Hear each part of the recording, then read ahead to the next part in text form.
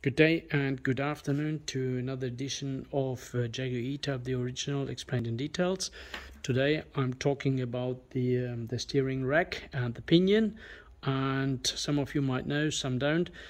The pinion of the steering racks, they changed at the time when they changed the tires from the nylon to the others, from the 640/15 to the 185, and I think that was about when the 4.2 came on the market. And I show you an important difference, and that is related to the pinion of the steering. So I take these out, and you notice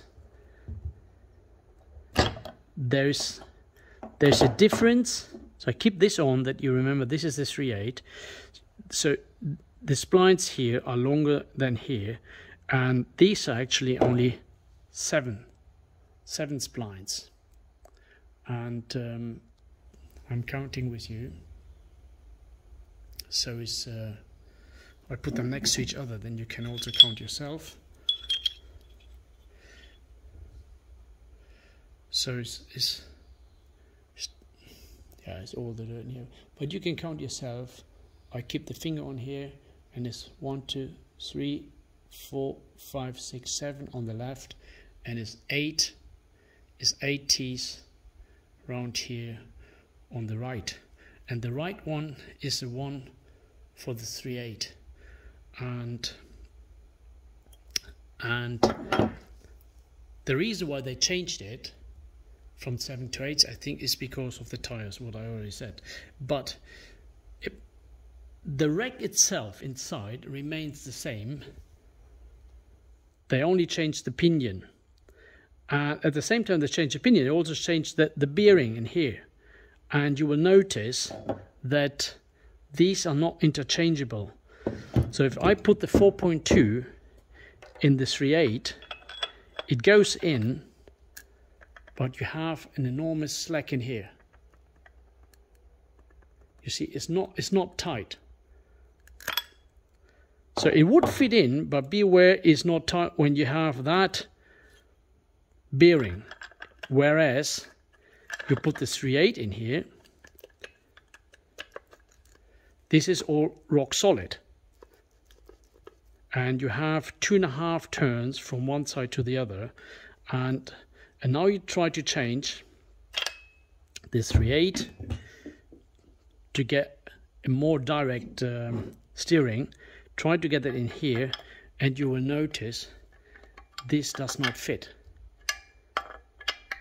The bearing has a different diameter on the inside, but as you see, the later one just slides in and sits rock solid. So just changing from 7 to 8 to have a more direct steering is not done. You need to replace the bearing in here, and these are available. I'm a bit more concerned about the early ones. And yeah, what does it say, the size here?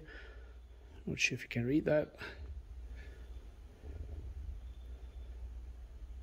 This is the dimension of this 3/8, and here we have the dimension of the 4.2, if that helps you. And another important thing to know is that on the 3/8 they used shims, just shims and a flat plate. They used the shims and a flat plate on top to adjust the play of the rack, and this is held by a spring clip. And later they used this plunger, and you have a spring in here which pushes down this bit in here, and this is how the later were tightened. So this needs to be adjusted also with shims to get the pressure on the spring, and you see this one, this is the part from the earlier, they don't have that hole in here. So they look equal, but there's no hole on this side. This is the early 3.8 and this is the 4.2. So remember, this plunger keeps down with a pressure spring the rack, and this one is simply tightened with shims, with various shims, and this is to reduce the slack in the rack, and this is how it sits in here. So it is not that straightforward, and I always say from the first E-Type to the last one, I think 95% of the parts have been changed, and I will go through that in all the other videos again. And so I hope this helped you. Before you start, keep that in mind, and any questions, please write a comment or contact me and I will try to help you. See you next time.